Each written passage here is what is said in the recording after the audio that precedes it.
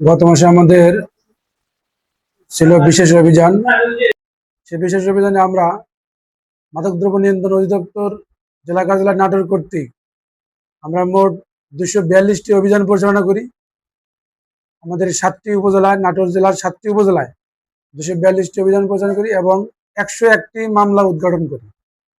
তার মধ্যে নিয়মিত মামলা আছে আমাদের 14টি, বাকিগুলো আমাদের বিজ্ঞ নির্বাহী ম্যাজিস্ট্রেট এবং উপজেলা নির্বাহী ম্যাজিস্ট্রেট দ্বারা মোবাইল কোর্ট পরিচালিত হয়। মোট আসামির সংখ্যা 105 জনকে আমরা গ্রেপ্তার করি এবং বিজ্ঞ আদালতের মধ্যে তাদেরকে সোপর্দ করি। উল্লেখযোগ্য আলামতের মধ্যে আমাদের আলামত ছিল স্কাপ ছিল 132 বোতল ফেন্সিডিল, স্কাপ মানে সিরাপ আর কি, যেটা ফেন্সিডিলের বিকল্প। গাঁজা ছিল 5 কেজি, পাজেরো গাড়ি ছিল, সরকারি লোগোনাগন একটি পাজেরো গাড়ি। তারপরে চোলাই মদ ছিল আমাদের মোটামুটি প্রায় 2200 লিটারের মতো ওয়াশ, যেটা আমাদের গুরুদাসপুর উপজেলার ইউনো স্যার করেছিল আমাদের টাস্ক ফোর্সের মাধ্যমে, সেখানে পুলিশও ছিল। তারপর আমাদের সদরে আমরা প্রতিনিয়তই মোবাইল কোর্ট হচ্ছে, আমাদের অভিযান অব্যাহত আছে। আমরা মাদকদ্রব্য নিয়ন্ত্রণ অধিদপ্তর জেলা কার্যালয় নিরসভাবে এই মাদক মুক্ত সমাজ গড়তেই আমাদের যে অঙ্গীকার, বর্তমান সরকারের যে মাদকের বিরুদ্ধে যে 0 টলারেন্স নীতি, সেই নীতি অবলম্বন করেই আমরা সামনের দিকে এগিয়ে যাচ্ছি। আর পাশাপাশি আরেকটি কথা হলো যে সর্বস্তরের একটা মানে কথা, সেটা হলো যে সামাজিক মূল্যবোধ বৃদ্ধি করতে হবে এবং পরিবারকে এগোতে হবে।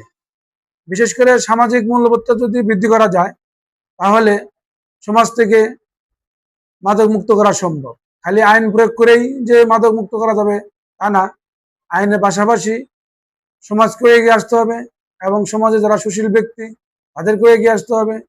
মাদকের বিরুদ্ধে সবাইকে যুদ্ধ ঘোষণা করতে হবে। তাহলেই আমাদের বর্তমান সরকারের যে একটা চ্যালেঞ্জ, মাননীয় স্বরাষ্ট্রমন্ত্রী মহোদয় যেটা বলেছেন যে মাদকের যে 0 টলারেন্স নীতি, সেটা বাস্তবায়ন করা সম্ভব। সেই উপলক্ষে আমরা মাদকদ্রব্য নিয়ন্ত্রণ অধিদপ্তর জেলা কার্যালয় নাটোর এবং আমাদের যারা ডিএনসি যারা আছে সকল জেলায় কাজ করছে, অব্যাহত আছে। আগামীতে আমাদের এই অভিযান অব্যাহত থাকবে। এই মাসেও আমরা মোটামুটি প্রায় 55টার মতো মামলা দায়ের হয়ে গেছে।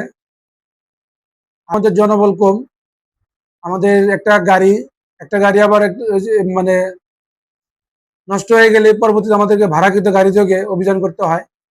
আমরা গত মাসে আরেকটি সাফল্য অর্জন করেছি, সেটা হলো 200 গ্রাম হেরোইন উদ্ধার করা হয়েছে একজন মহিলার কাছ থেকে, সে ঢাকা যাচ্ছিল।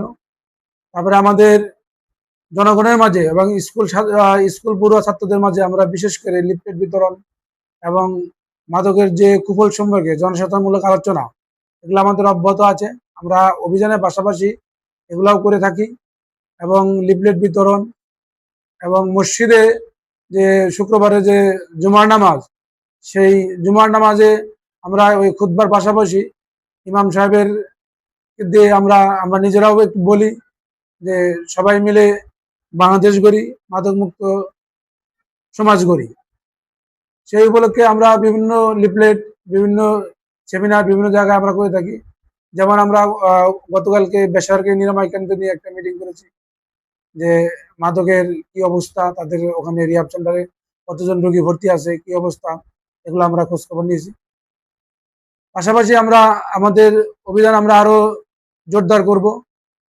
আশা করি আপনারা আমাদেরকে